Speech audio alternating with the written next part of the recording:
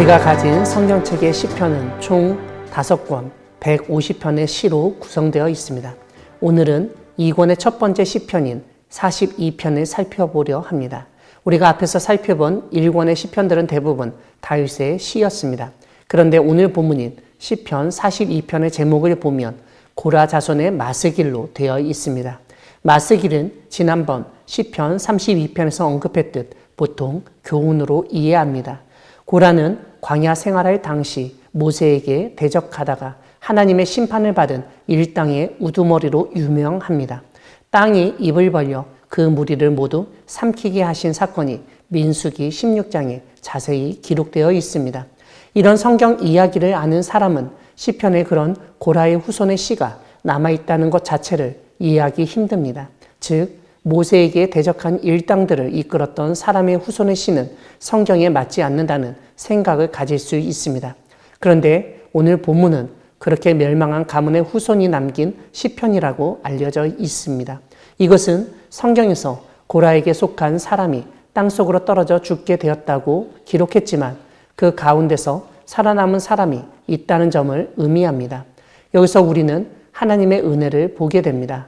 멸문당한 집안에서 한 사람을 남겨두셔서 나중에 하나님의 일을 맡기시고 하나님을 찬양하는 시까지 남기게 하신 것입니다. 보통 사람들은 반역자의 집안이네 하면서 완전히 사회적으로 매장하고 다시는 국가적으로 어떤 일도 하지 못하도록 만들었을 것입니다. 하지만 하나님은 그 고라의 후손을 다윗 시대에 성전에서 하나님을 섬기도록 하셨고 뛰어난 시를 남기도록 인도하셨습니다. 즉 조상의 죄 때문에 후손이 손해를 보거나 사회적으로 신앙적으로 배제되지 않도록 하셨던 것입니다.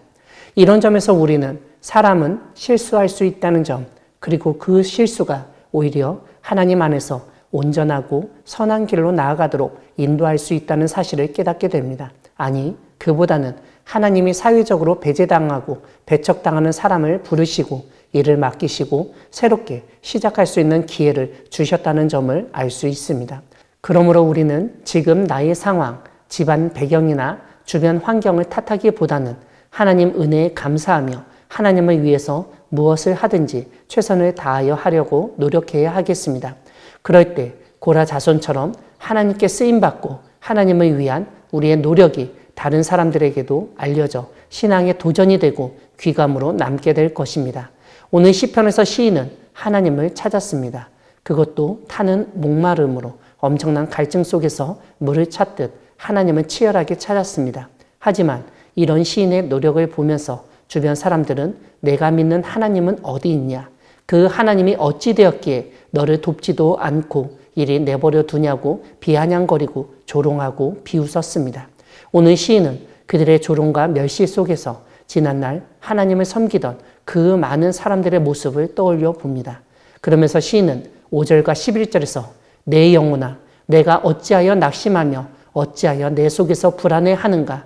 너는 하나님께 소망을 두라. 그가 나타나 도우심으로 말미암아 내가 여전히 찬송하리로다 라고 신앙을 고백하고 있습니다. 사랑하는 광야교회 성도 여러분, 하나님은 낙심하거나 불안해하지 않도록 도우시는 분이십니다.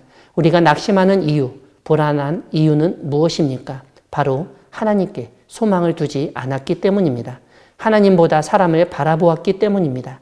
사람들로부터 인정받고 싶고 무엇인가를 하고 싶었던, 이루고 싶었던 욕망이 있었기 때문입니다.